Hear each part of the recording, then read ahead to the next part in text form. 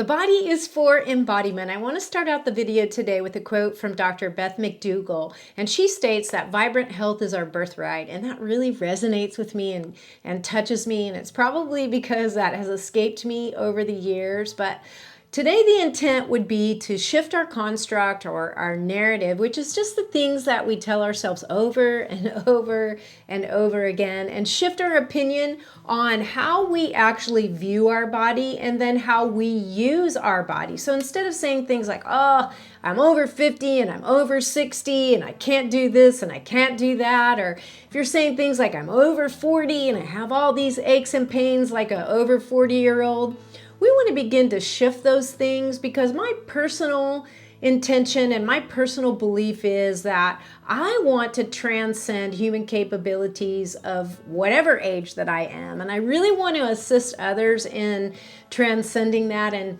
really transforming, and tapping into our God-given abilities so we can heal and we can have health and even thrive. I started a few weeks ago talking about embodiment when I did the video entitled The Spine, the Spirit, and Embodiment.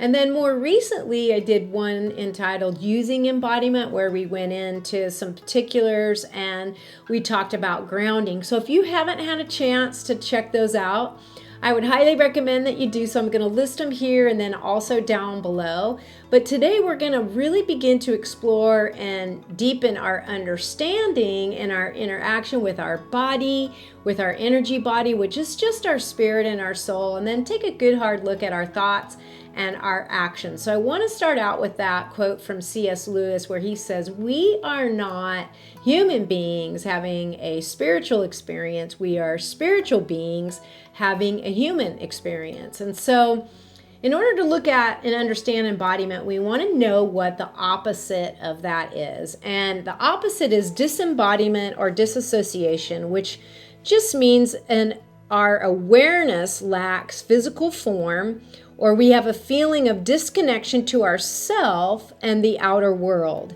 And what that would entail would be things like daydreaming, highway road hypnosis, where we can't remember how we got to our destination, or getting lost in a movie, zoning out, looking at our devices or on social media and losing a big chunk of time.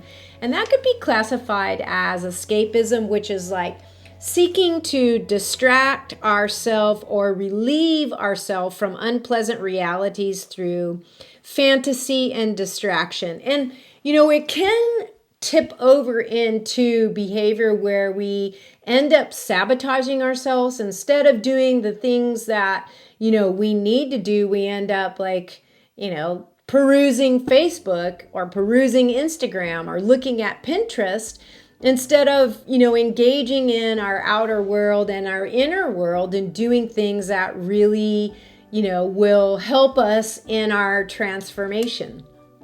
We are creators, and our lives are profoundly affected by us and our ability to create, whether we're doing it on a conscious level or we're just letting things run in the background, these default mode networks that just take over our lives. And so it is so awe-inspiring, and it can fill one with wonder when we get a glimpse of our God-given capabilities to truly create our lives. I mean, it just is so awe-inspiring. And so it can be said then that the thought forms we hold inside can rearrange and influence our physical reality. We can and often do get swept away by the current of our current reality, or what we are surrounded with can overtake us and just sweep us away.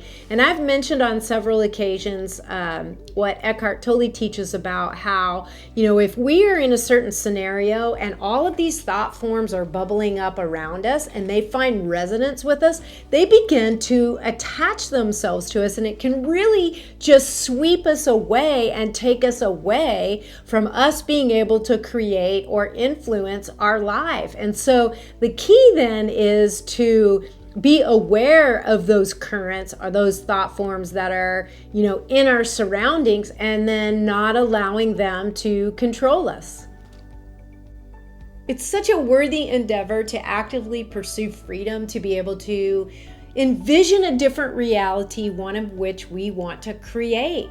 You know, I was really meditating and contemplating and thinking about my thoughts.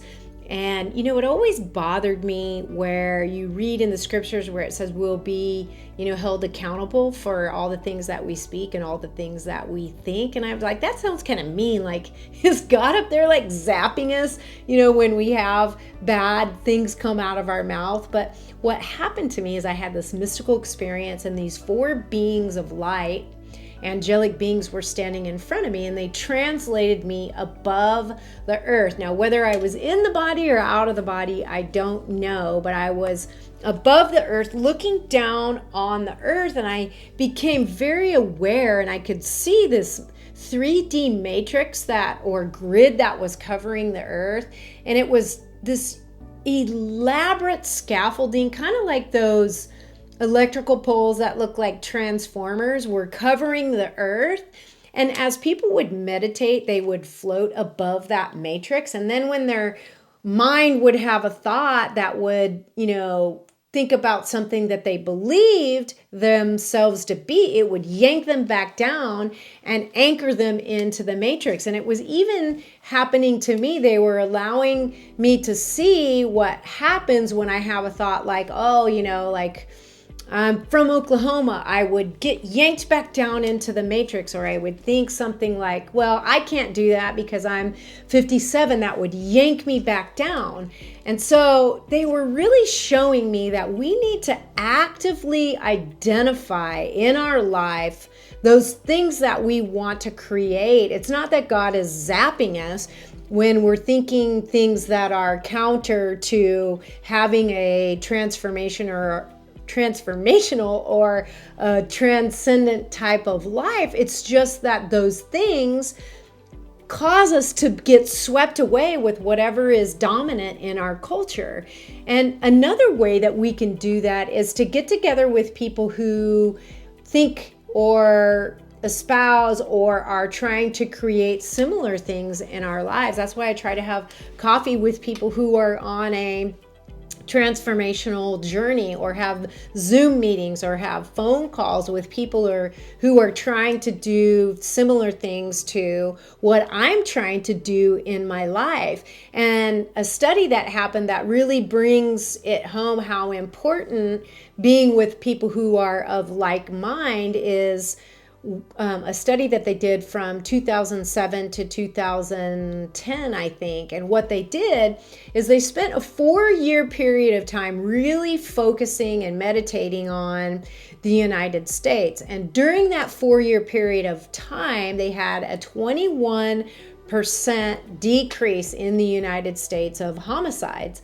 And then they had an 18.5% decrease in violent crimes, just by bringing people together and focusing on, you know, the betterment of the United States. That's why it says one can put 1,000 to flight, but two can put 10,000 to flight. And that's why they were telling me, these angelic beings that I have the honor and the pleasure of interacting with during meditation and breath work, they were telling me, you know, to use the stop, drop, and roll. And it made me laugh the first time they told me that, because when I was in school, they would say, if you have a fire, you're on fire, you need to stop, you need to drop to the ground and roll. And what they began to show me is that to set an alarm on my phone, which I do, and I will list the app that I specifically use.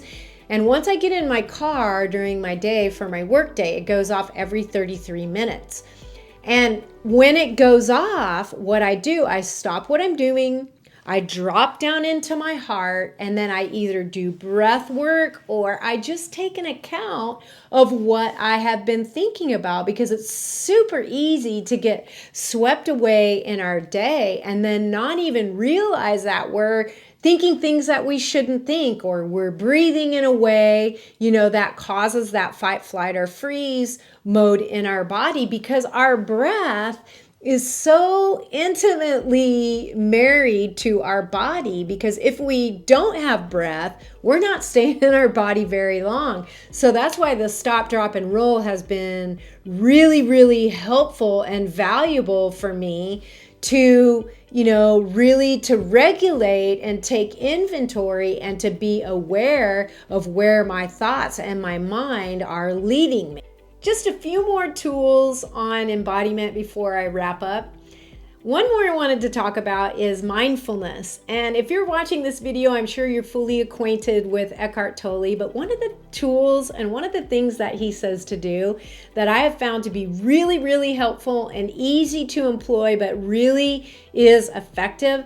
And he says that one way to practice mindfulness is if your device goes off, if it pings because you have a text message, or it pongs because you have an email, or it dings because you have a social media notification, don't be like Pavlov's dog and pick it up and immediately start to check what the notification is telling you. And he says what we need to do is begin to direct our attention. And this is just an easy way to not be, so controlled by our devices. And I would say, in addition to that, to begin to direct your attention back to your body. And so when it's the device is pinging and ponging and dinging, just wait a minute and direct your attention back to your device, because most of us are so unaware of what's going on with our physiology. And a statistic that really brings this home is that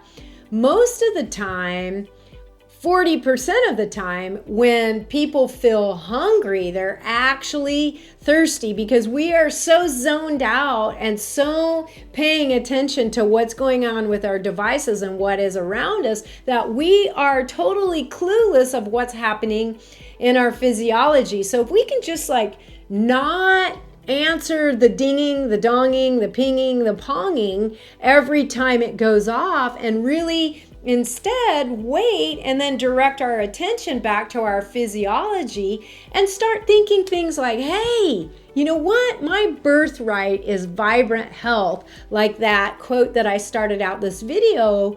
It was from Dr. Beth McDougall, and really start thinking, hey, I am created in the likeness of the one, the almighty creator, and I have the biggest influence on my physiology and what is happening in my life more than anything. That is the better way. And I wanted to also remind you and bring up again about that scripture where it talks about, for the mature, they have their senses and their body trained to be able to distinguish between things that are beautiful and things that will harm us. It's just another way of saying that we should have our physiology and our senses tuning in to the things that we want to create in our life, and not being swept away with what is dominant in our current surroundings. We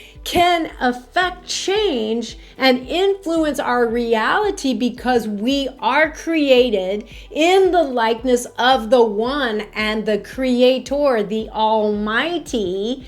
We can influence our reality more than anything else. So the better way of embodiment is begin to take an account of the things that we believe that don't serve us anymore, and begin to look at and to focus on that we have the God-given right to have vibrant health. So I'm really hoping that you watched the video and you have started to ground, and I'm hoping that you will, if you aren't already, begin to try some of these tools. And I would love for you to comment and tell me, yes, I'm grounding, or no, I'm not, or I'm planning on using some of these tools, because I'm so excited to begin to bring you even more information on things that I think will be really helpful, so you can transcend your beliefs of your human capabilities. So until next time, I believe that you're going to have your toes in the grass, you're going to ground, and you're going to be able to hone in and focus on that your birthright is vibrant health. So until next time, be blessed.